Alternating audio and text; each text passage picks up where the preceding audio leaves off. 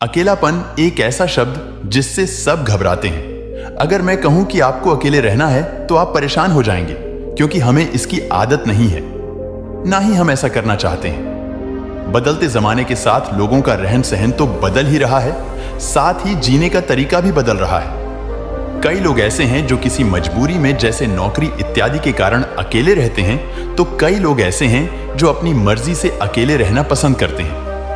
अपने काम को सच्ची लगन से अकेले ही करते हैं। जो लोग अपने मर्जी से अकेले रहते हैं, उनमें कुछ अलग ही गुण होते हैं। ऐसे लोग जीवन में सफलता जल्दी हासिल कर लेते हैं। अकेले रहने के फायदे अगर आपने समझ लिए तो समझो आपने पूरी जिंदगी समझ गए। अकेले रहना किसी के लिए वाकई आसान काम नहीं है अकेले रहने का, लेकिन यह भी मतलब नहीं है कि हम अपने घर, परिवार, मित्रों से दूर रहें।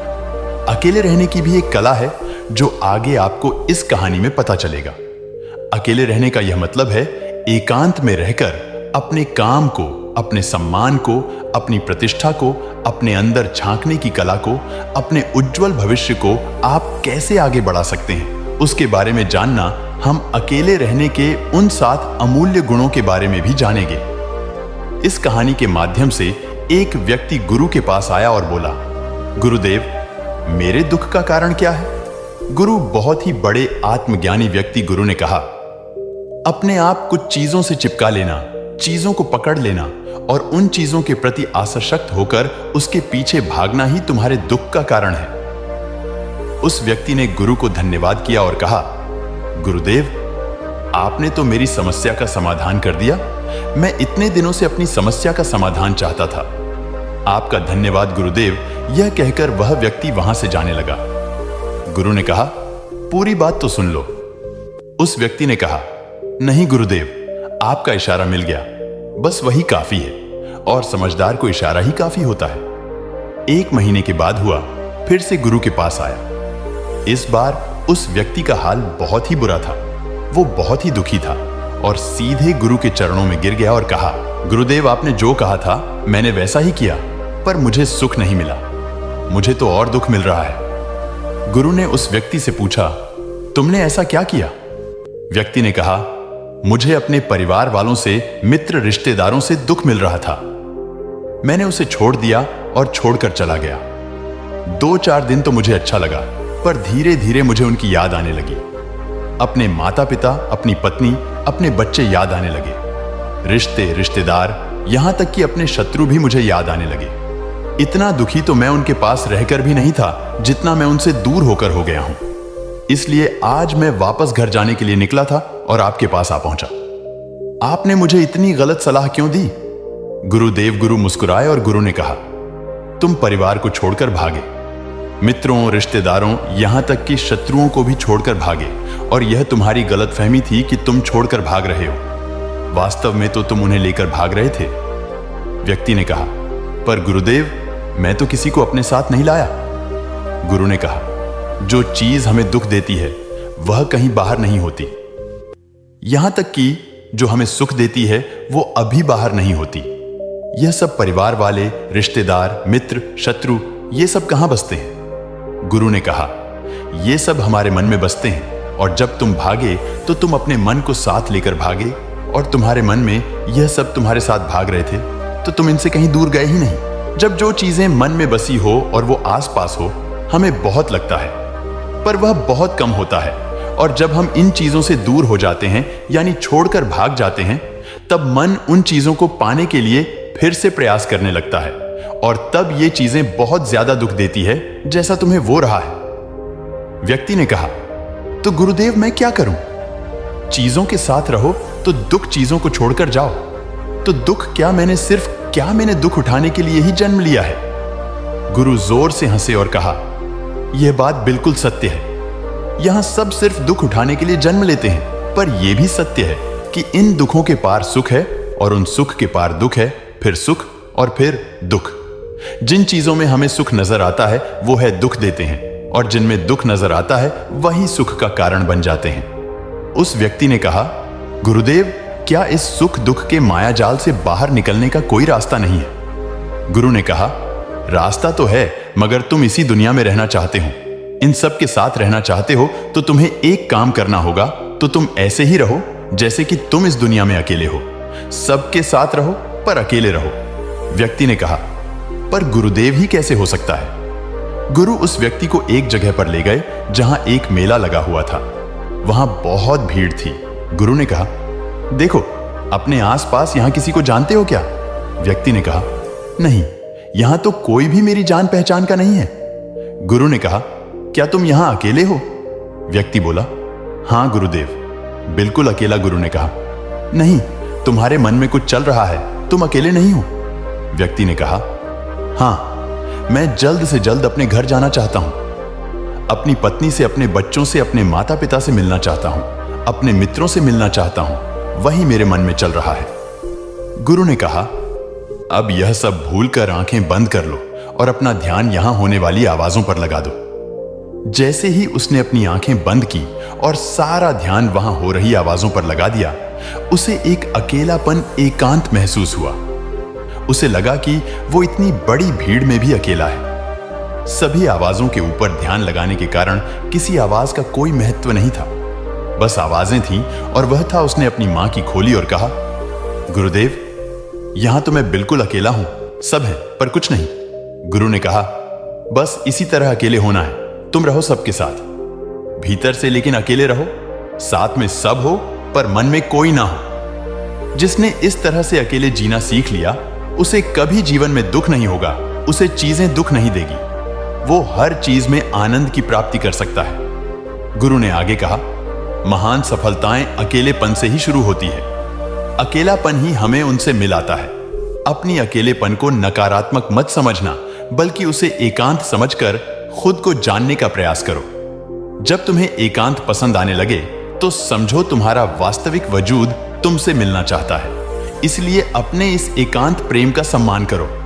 गुरु बोले, मैं तुम्हें 7 ऐसी खूबियों के बारे में बताता हूं जो अकेले रहने वाले लोगों में पाई जाती है और उन्हें दूसरों से अलग बेहतर बनाती है। गुरु ने कहना शुरू किया, पहली खूबी जो एकांत में रहने वाले लोगों में पाई जाती वो ये है कि ऐसे लोग दूसरों की तुलना में खुद के प्रति ज्यादा जागरूक होते हैं। वो खुद के स्वभाव और आचरण के बारे में ज्यादा गहराई से जानते हैं। ऐसा इसलिए होता है क्योंकि जब हम अकेले होते हैं तो हमें खुद के बारे में सोचने का काफी समय मिल जाता है, जिससे हम खुद के व्यवहार को अच्छे से समझ पाते हैं। एकांत में रहने वाले लोग खुद की कमजोरी और ताकत को भी अच्छे से जान पाते हैं, जिससे वो दूसरे लोगों की तुलना में किसी भी खड़ी परिस्थिति का सामना ज्यादा अच्छे से करता है। गुरु ने कहा, अकेले रहने वाले लोगों की दूसरी खूबी है कि ये सकारात्मक सोच वाले लोग होते हैं। देखो, जब बहुत से लोग हमारे साथ होते हैं तो वहां एक दूसरे से तुलना, जलन, घमंड, लालच जैसे को विचार अपने आप ही मन में आने लगते हैं।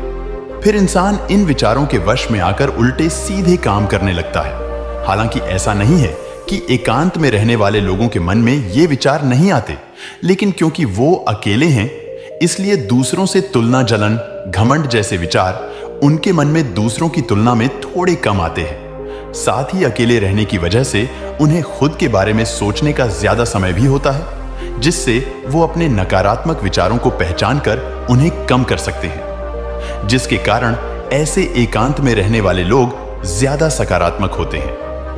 अकेले रहने वाले लोगों की तीसरी खासियत यह है कि ये लोग ज्यादा अनुशासित और आत्मनिर्भर होते हैं, क्योंकि अकेले रहने वाले लोगों को अपनी ज्यादातर काम खुद से ही करने पड़ते हैं।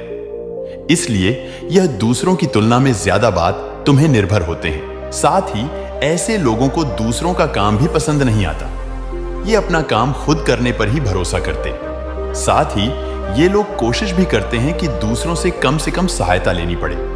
पर क्योंकि ऐसे लोग आत्मनिर्भर और अपने काम को लेकर स्पष्ट होते, ऐसे लोग अनुशासित भी होते हैं। ये लोग अपने समय की कद्र करते हैं और दूसरों का भी समय बर्बाद नहीं करते।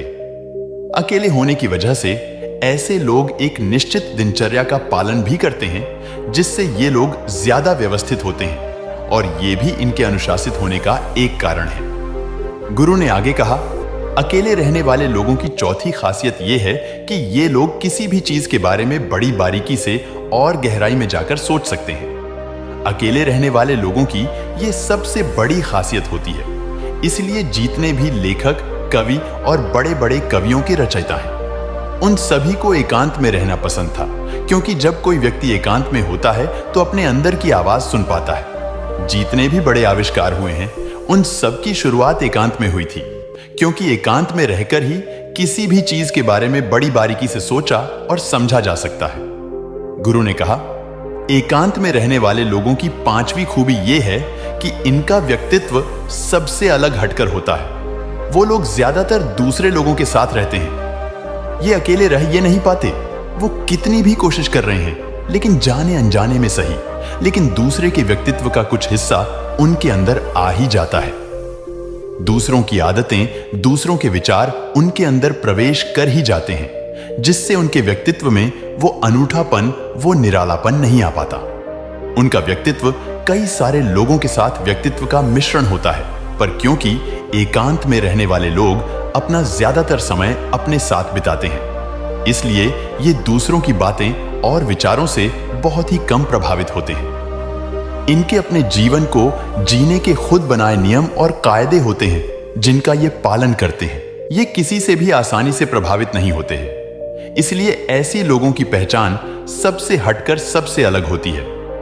इसलिए इनके व्यवहार में एक अलग ही निरालापन होता है, जो किसी दूसरे व्यक्ति को भी पसंद आ सकता है और ना भी। गुरु बोले, छठी खासियत जो एकांत में रहने वाले लोगों में होती, ज्यादा लोगों से अपने संबंध नहीं बनाते, लेकिन ये जितने भी लोगों से संबंध बनाते हैं, सच्चे दिल से बनाते हैं। ऐसे लोगों की बहुत ही कम दोस्त होते हैं, लेकिन जितने भी होते हैं, ये उनसे अपनी दोस्ती पूरी ईमानदारी से निभाने की कोशिश करते हैं। अक्सर लोगों को यह लगता है कि एकांत में रहने वाले लोग बहुत कम बात करते हैं, लेकिन उनसे पूछिए जिनसे ये दिल से जुड़े होते हैं, उनसे ये कितनी बातें करते हैं। वैसे लोग इन्हें अपना मान लेते हैं और वो इनके सामने अपने पूरे दिल की बात रख देते हैं। अकेले रहने वाले लोग बहुत ही कम लोगों के साथ संबंध रखते हैं, लेकिन जरूरत पड़ने पर वो अपनी तरफ से पूरी मदद करने के लिए तैयार रहते हैं। इसलिए इनके रिश्ते कम लोगों से तो होते हैं, लेकिन जिनके साथ भी होते हैं बहुत मजबूत होते हैं। अगली खासियत, अकेले रहने वाले लोग मानसिक तौर पर और भावनात्मक रूप से मजबूत होते हैं, क्योंकि उन्हें पता होता है कि अगर कोई समस्या उनके ऊपर आती है तो उन्हें अकेले ही उन्हें समस्या से निपटना पड़ेगा।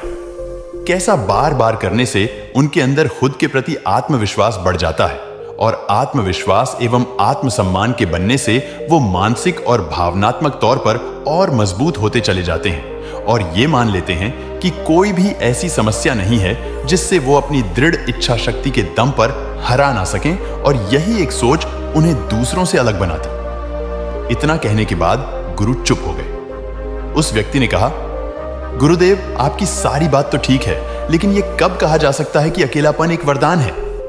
यह सुनकर गुरु ने कहा, अकेलापन हमेशा से ही एक वरदान रहा है, अगर हम उस समस्या को पूरी सकारात्मकता के साथ उपयोग कर पाए तो। क्योंकि जब हम दुनिया के लोगों के साथ होते हैं तब हम भीड़ का हिस्सा होते हैं, लेकिन जब हम अकेले होते हैं तब हम खुद के साथ होते हैं। जब हम खुद के साथ होते हैं तभी हम अपने समय का सदुपयोग, खुद का आकलन, खुद के शौक, सभी बातों पर अच्छे से ध्यान दे सकते हैं, अपनी कमजोरियों पर भी काबू पा सकते हैं, और ऐसा कह सकते हैं कि सच में अच्छाई की राह और इंसानियत की मंजिल भी पा सकते हैं। उस व्यक्ति को गुरु की बात समझ आई और वह गुरु को धन्यवाद कहकर चला गया। जिन चीजों को हम पाना चाहते हैं वो तब तक हमें दुख देती है जब तक कि हम उसे पा नहीं पाते। जब हम उसे पा लेते हैं तब वह फिर से हमें दुख देती है कि वो कहीं हमसे छूट ना जाए, और जब वो हमसे छूट जाती है तो फिर से हमें दुख देती। उसके जाने का दुख तो बहुत गहरा होता है। जीवन भर हम एक चीज को पकड़ते हैं, फिर दूसरी चीज को पकड़ते हैं, तीसरी चीज को पकड़ते और पीछे की चीजों को विदा करते रहते हैं। इसी तरह हम सुख पकड़ते हुए दुख को पकड़ते चलते हैं। पर जिस व्यक्ति ने अकेले रहना सीख लिया, वह परिवार में, समाज में सब कुछ करते हुए आनंद की प्राप्ति करते हैं। सारे कार्यों को पूरा करते हुए सुख से जीता है, आनंद से जीता है। दोस्तों, आपको यह कहानी कैसी लगी? हमें कमेंट करके जरूर बताना, और ऐसी ही और कहानियों के लिए सब्सक्राइब का बटन जरूर से दबा देना। धन्यवाद। जय सनातन।